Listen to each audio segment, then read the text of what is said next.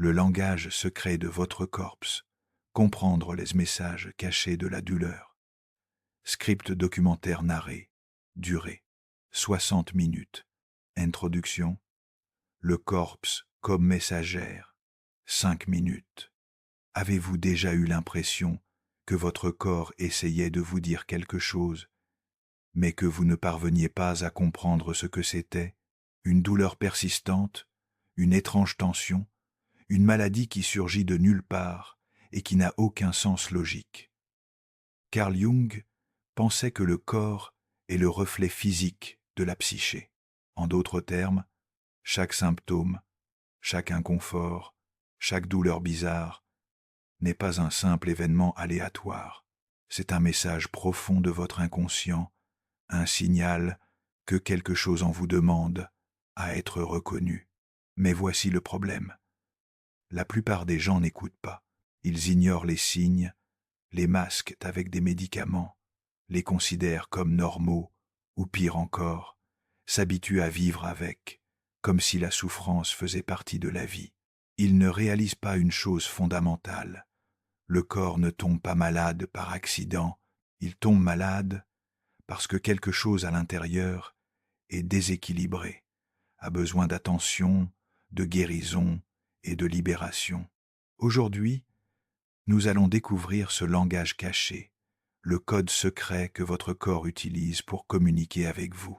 Nous explorerons comment les émotions non résolues, les traumatismes enfouis et l'énergie bloquée se manifestent souvent sous forme de symptômes physiques. Et plus important encore, nous découvrirons comment commencer à libérer cette douleur à sa racine. Une fois que vous aurez compris cela, cela pourrait changer à jamais la façon dont vous percevez votre santé, votre corps et votre monde intérieur. Chapitre 1. Le corps, miroir de l'âme, 8 minutes. Commençons par l'idée que le corps est le miroir de l'âme. Chaque partie de votre corps a une signification symbolique. Il n'y a pas de coïncidence. Les malaises et les douleurs qui surviennent le font souvent pendant les périodes de stress émotionnel ou psychologique. Pensez à la dernière fois où vous avez eu un mal de tête. Étiez-vous submergé, sous pression, mentalement épuisé? Les maux de tête sont fréquemment une manifestation de surcharge mentale et d'anxiété. Ce sont des signaux que votre esprit travaille à un rythme que votre corps ne peut plus supporter. Le lien entre le corps et l'esprit est profond. Lorsque nous refoulons nos émotions, lorsque nous ne leur laissons pas l'espace d'être ressenties et comprises, elles ne disparaissent pas. Elles trouvent une autre voie pour émerger. Jung a dit un jour, « Ce qui ne devient pas conscient se manifeste comme destin. » Dans ce contexte, ce qui n'est pas traité émotionnellement se manifeste physiquement. Mais au lieu d'écouter ces cris intérieurs, beaucoup de gens se contentent de prendre une pilule et de passer à autre chose. Ils masquent le symptôme, ignorent la cause profonde et tombent dans le même cycle encore et encore, jusqu'à ce que la douleur devienne chronique. Le problème n'est pas seulement la douleur elle-même, c'est l'habitude de faire taire les messages du corps au lieu d'y répondre. La guérison ne consiste pas à vivre une vie sans inconfort. Il s'agit d'apprendre à comprendre l'histoire derrière chaque symptôme. Si un mal de tête ne disparaît pas, ce n'est peut-être pas votre corps qui a besoin de médicaments.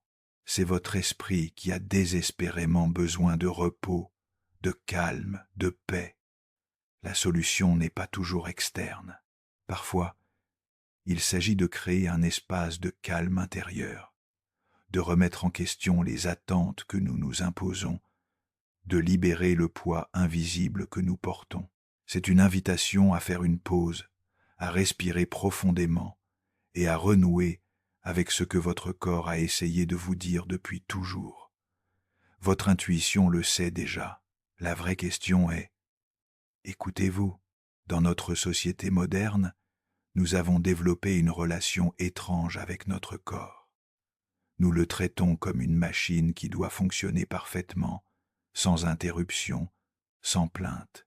nous lui demandons de performer malgré le manque de sommeil, malgré le stress constant, malgré l'alimentation inadéquate et les émotions refoulées. Mais le corps n'est pas une machine. C'est un écosystème vivant, sensible, qui réagit à chaque pensée, chaque émotion, chaque expérience que nous vivons. Il a sa propre sagesse, sa propre intelligence, et cette intelligence essaie constamment de nous guider vers l'équilibre et la guérison. Prenons l'exemple des troubles digestifs. Combien de fois entendons-nous l'expression « avoir l'estomac noué » ou « ne pas digérer » une situation? Ce ne sont pas que des métaphores. Lorsque nous vivons des situations que nous avons du mal à digérer émotionnellement, un conflit non résolu, une injustice, une déception profonde, notre système digestif peut littéralement réagir. L'estomac est intimement lié à notre capacité à accepter et à traiter les expériences de la vie.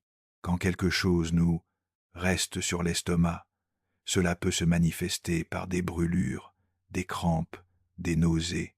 Le corps traduit fidèlement notre état émotionnel en sensations physiques. Chapitre 2. Le poids des émotions inexprimées. 10 minutes. Parlons du poids des émotions inexprimées. Votre cou et vos épaules font bien plus que porter les fardeaux physiques de votre journée. Ils portent aussi votre poids émotionnel. Carl Jung pensait que ce que nous refoulons ne disparaît pas. Il trouve simplement une autre forme d'expression. Et souvent, cette expression passe par le corps.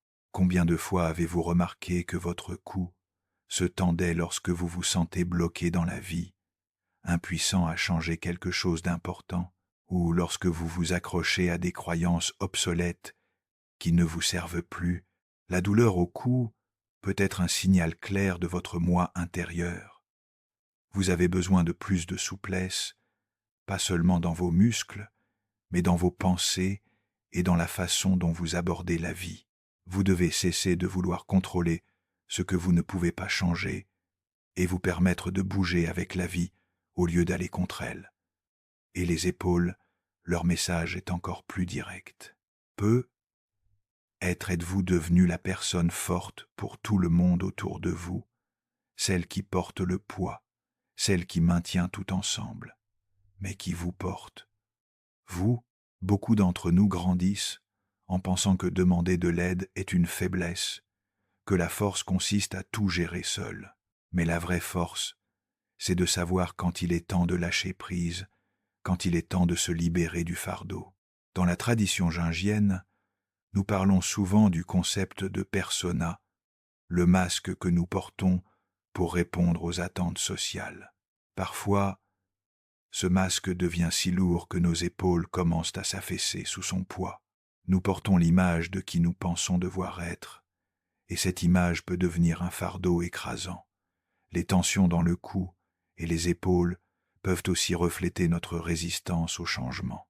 Le cou, qui permet à la tête de bouger dans toutes les directions, symbolise notre flexibilité mentale, notre capacité d'adaptation.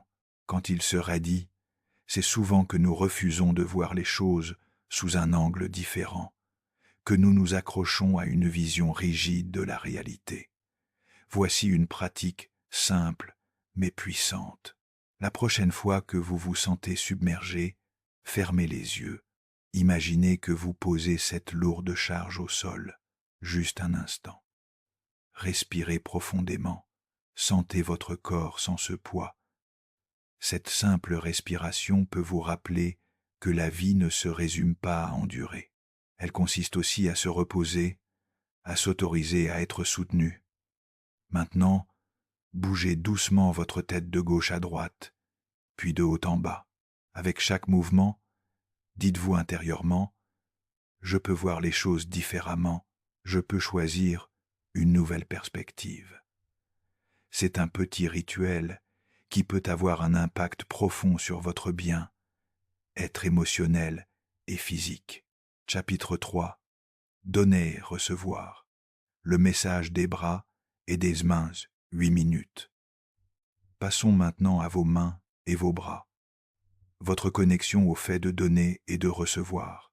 Ce sont les outils par lesquels vous interagissez avec le monde. Vous créez, vous embrassez, vous travaillez, vous vous exprimez. Mais lorsque vous ressentez une douleur ou une raideur dans les bras ou les mains, demandez-vous s'il y a un équilibre dans la façon dont vous donnez et recevez. Êtes-vous quelqu'un qui a plus de facilité à donner qu'à recevoir? C'est le cas de beaucoup de gens. Ils offrent de l'amour, des soins et de l'aide sans hésiter. Mais quand vient leur tour d'accepter ces mêmes choses, ils se figent. Ils ressentent de la culpabilité, de l'inconfort. La douleur dans les bras peut être la façon dont votre corps vous dit que vous avez trop donné sans rien laisser entrer en retour. Et les mains, elles symbolisent votre capacité à vous accrocher et à lâcher prise. Y a-t-il quelque chose dans votre vie à quoi vous vous accrochez trop fermement? Une relation, une identité, une attente? Parfois, nous nous accrochons parce que l'inconnu nous effraie. Mais la vie s'écoule, elle est toujours en mouvement. Et résister à ce flux ne fait que créer des tensions émotionnelles et physiques. Dans la psychologie jungienne, les mains représentent notre pouvoir créateur, notre capacité à façonner notre réalité. Mais elles symbolisent aussi notre vulnérabilité. C'est par nos mains que nous touchons et que nous sommes touchés par le monde. Les problèmes aux mains peuvent refléter des difficultés dans nos relations. Avez-vous peur de tendre la main vers quelqu'un? Ou au contraire, serrez-vous trop fort, par peur de perdre ce qui vous est cher? L'arthrite dans les mains, par exemple, peut parfois refléter une rigidité émotionnelle, une difficulté à s'adapter aux changements de la vie. Les mains qui se crispent nous parlent, peut être d'un besoin de contrôle excessif, d'une peur de lâcher prise. Voici un exercice doux mais profond. Ouvrez lentement vos mains, puis fermez-les. Faites cela plusieurs fois avec intention. En ouvrant, imaginez que vous libérez tout ce dont vous n'avez plus besoin, les rancœurs, les peurs, les attentes qui vous pèsent. En fermant, imaginez que vous recevez quelque chose de nouveau, quelque chose qui sert votre croissance, l'amour, la paix, les opportunités. Observez la sensation dans vos paumes ouvertes. C'est la posture de la réceptivité, de l'ouverture à ce que la vie veut vous offrir. Beaucoup d'entre nous ont oublié cette posture, trop habitués à serrer les poings face aux défis de l'existence. La transformation commence lorsque vous croyez que ce qui est fait pour vous arrivera en son temps et que vous n'avez pas besoin de vous cramponner à ce qui veut naturellement vous quitter. Chapitre 4. Ella poitrine, sanctuaire des émotions profondes, 12 minutes. Maintenant, la poitrine, un espace sacré, plus qu'une simple région physique. C'est le sanctuaire de vos émotions les plus profondes. Chaque respiration que vous prenez contient une mémoire. Chaque battement de cœur fait écho à des histoires dont vous ne vous souvenez peu, être même pas. Lorsque votre poitrine vous fait mal, que vous vous sentez serré ou oppressé, c'est rarement purement physique. Cela signale souvent une émotion piégée, un deuil qui n'a pas été traité, un chagrin d'amour qui persiste, une perte que vous n'avez pas entièrement acceptée. Tant de gens marchent dans la vie avec un poids invisible sur la poitrine. Ils sourient, ils fonctionnent. Mais au fond, quelque chose souffre et demande à être vu, à être ressenti, à être libéré. Votre poitrine retient peu, être un cri silencieux, un désir ardent, un souvenir que vous n'avez jamais pu exprimer. Et plus vous essayez de le supprimer, plus il se manifeste dans votre respiration, dans votre énergie, dans votre capacité à vous connecter. Jung pensait que la guérison passe par l'intégration et non par le rejet ou l'évitement. Lorsque vous vous autorisez enfin à vraiment ressentir cette douleur dans votre cœur sans jugement ni résistance, vous ouvrez la porte à une véritable guérison.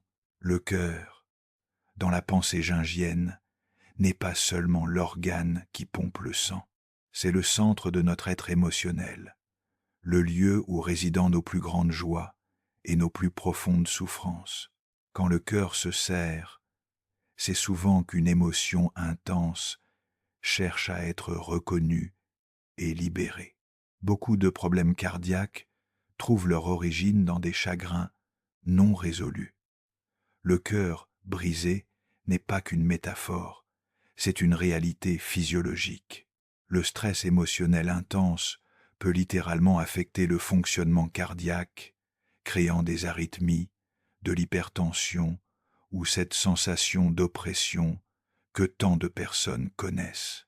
La respiration, elle aussi, porte ces messages.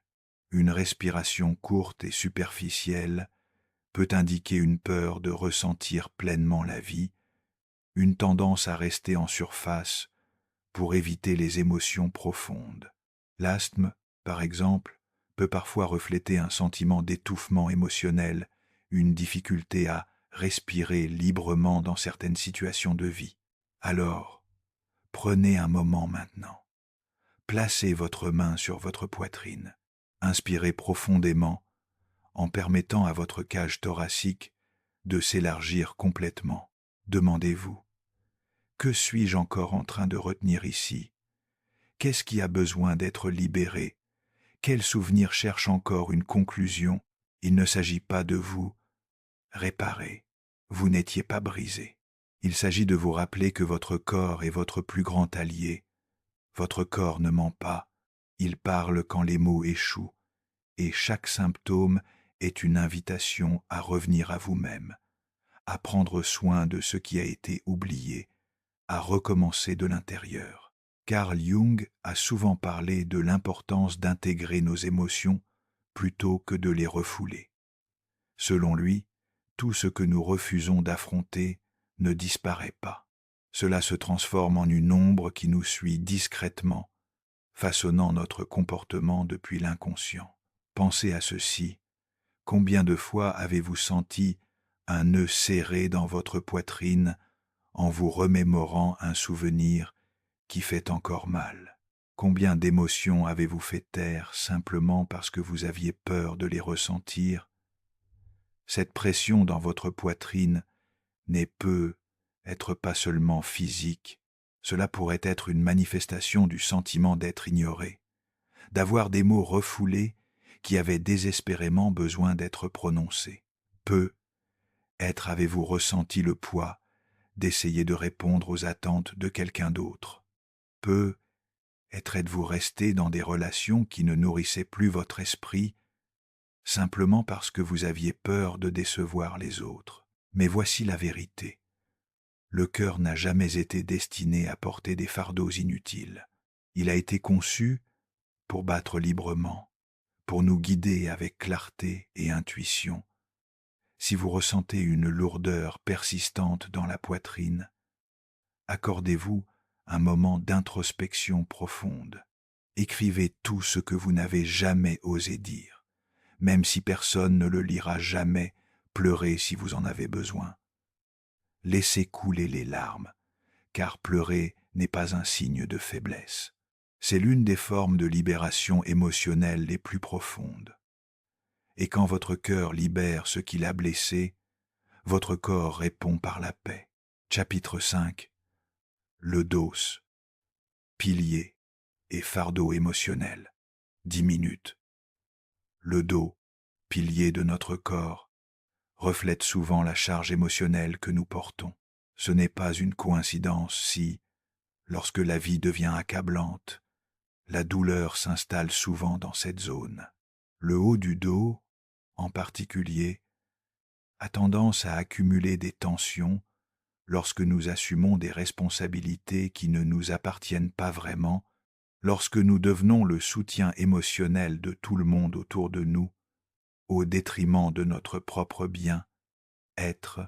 Jung a dit un jour que le fardeau le plus lourd que nous portions est la personne que nous pensons devoir être.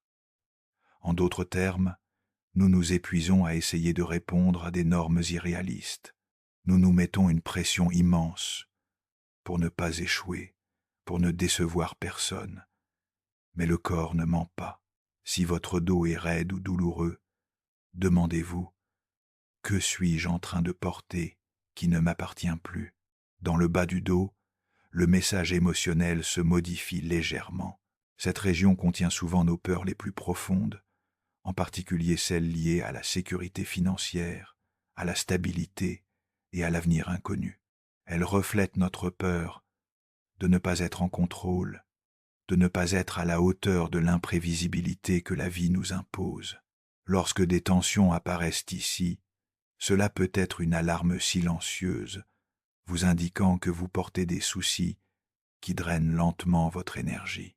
Le dos représente aussi notre capacité à nous tenir debout face aux défis de l'existence. Quand nous plions l'échine sous le poids des responsabilités, quand nous courbons le dos devant l'autorité, notre colonne vertébrale peut littéralement refléter cette soumission émotionnelle. Les problèmes de dos peuvent également signaler un conflit entre ce que nous voulons faire et ce que nous pensons devoir faire. Cette tension entre nos désirs authentiques et nos obligations perçues peut créer un stress énorme sur cette région du corps. Dans ma pratique, j'ai souvent observé que les personnes souffrant de douleurs chroniques au dos portent souvent un sentiment profond de ne pas être soutenues dans la vie. Elles ont l'impression de devoir tout porter seules, sans aide, sans reconnaissance. Un exercice puissant consiste à visualiser ce fardeau émotionnel comme un sac à dos attaché à votre dos. Maintenant, imaginez que vous le posez doucement au sol. Voyez-vous debout, bien droit, sans lui. Respirez profondément et murmurez-vous, « Je n'ai pas à tout porter. Je fais confiance à la vie pour me soutenir. » Le soulagement ne vient pas toujours d'un étirement ou d'un massage. Il vient souvent de la décision consciente de lâcher ce qui ne nous sert plus. Imaginez maintenant que des racines poussent de la base de votre colonne vertébrale, s'enfonçant profondément dans la terre. Ces racines vous ancrent, vous stabilisent, vous rappellent que vous êtes soutenu par la terre elle-même. Vous n'avez pas besoin de porter le monde sur vos épaules. Chapitre 6. Jambes et pieds. Avancer ou rester bloqué 10 minutes. Considérez maintenant vos jambes et vos pieds. Ils représentent votre capacité à avancer dans la vie ou à rester bloqué. Nos jambes sont ce qui nous porte à travers l'existence, ce qui nous propulse vers nos objectifs. Si vous vous êtes senti lourd, fatigué ou endolori dans vos jambes, le message pourrait être clair. Quelque chose vous retient. Jung a dit un jour, « Ce à quoi nous résistons persiste. » Ce n'est pas seulement une vérité psychologique, c'est une vérité inscrite dans la façon dont nous marchons à travers le monde. Peut-être avez-vous reporté une décision importante. Peut-être vous accrochez-vous à une relation, à un emploi ou à une habitude qui n'apporte plus de valeur à votre vie. Peut-être que la peur de l'inconnu vous a figé sur place, vous piégeant dans un cycle d'inaction. Mais rappelez-vous, le corps ne ment pas. Si vos jambes vous semblent plus lourdes que d'habitude, demandez-vous, qu'est-ce qui m'empêche vraiment d'avancer? Les jambes portent aussi le poids de nos regrets et de nos remords. Quand nous traînons les pieds, c'est souvent que nous n'avons pas vraiment envie d'aller là où nous nous dirigeons. Les jambes lourdes peuvent signaler une résistance inconsciente au chemin que nous suivons. Les problèmes de circulation dans les jambes peuvent refléter un blocage dans notre flux de vie, une stagnation énergétique qui nous empêche d'avancer fluidement. C'est comme si notre énergie vitale avait du mal à circuler librement. Vos pieds, quant à eux, sont votre ancre. Ils vous enracinent à la terre et vous procure de la stabilité. Une douleur persistante au pied peut être le signe que vous n'êtes pas sûr du chemin que vous suivez. Avez-vous l'impression de ne pas être à votre place, de marcher sur un chemin qui n'est pas vraiment le vôtre? Il est être temps de changer de direction, mais vous n'avez pas encore fait le premier pas. Dans de nombreuses traditions spirituelles, les pieds sont considérés comme sacrés. Ils symbolisent notre connexion au moment présent, à la terre qui nous porte. Si vous ressentez un inconfort à cet endroit, votre corps vous appelle être à revenir au présent, il vous demande être de cesser de trop vous soucier de l'avenir et de commencer à faire confiance au déroulement de la vie. Les pieds nous parlent aussi de notre rapport à la réalité concrète. Avoir les pieds sur terre signifie être ancré dans la réalité. Les problèmes aux pieds peuvent parfois refléter une tendance à vivre trop dans le mental, dans l'imaginaire, sans connexion suffisante avec le monde concret. Une pratique simple mais puissante consiste à marcher pieds nus pendant quelques minutes. Faites attention à chaque pas. Sentez la texture du sol sous vos pieds. Imaginez que des racines poussent de vos plantes de pieds profondément dans la terre. Cet exercice d'ancrage peut non seulement aider à rétablir l'équilibre émotionnel, mais aussi à renforcer votre sentiment de sécurité et de stabilité intérieure. Demandez-vous, que dois-je lâcher pour avancer librement? Parce que parfois, le problème n'est pas un manque d'opportunités, c'est la peur de les embrasser. Chapitre 7. Une histoire de guérison. 7 minutes. Laissez-moi vous raconter une histoire qui illustre parfaitement ce dont nous parlons. Dans un petit village niché dans les collines, vivait un vieux guérisseur. Il était connu pour un don rare. Il pouvait comprendre ce que le corps de chaque personne essayait de dire. Un jour, un jeune homme vint le voir, grimaçant de douleur. « J'ai tout essayé, » dit le jeune homme en se tenant le dos, « mais rien ne fait disparaître cette douleur. » Le vieux guérisseur le regarda tranquillement pendant un long moment, puis demanda « Qui portez-vous sur votre dos ?» La question frappa le jeune homme comme un coup de foudre. Soudain, dans le silence qui suivit, il réalisa qu'il avait assumé des responsabilités qui ne lui appartenaient pas. Il avait vécu sa vie en essayant de plaire aux autres, en enterrant ses propres rêves, en niant ses propres besoins. Le guérisseur lui tendit un morceau de papier et dit doucement « Écris tout ce que tu as porté, toute la culpabilité, le poids, les choses que tu n'as pas réussi à lâcher. » Le jeune homme obéit. Il écrivit tout ce qui pesait sur son cœur et son corps.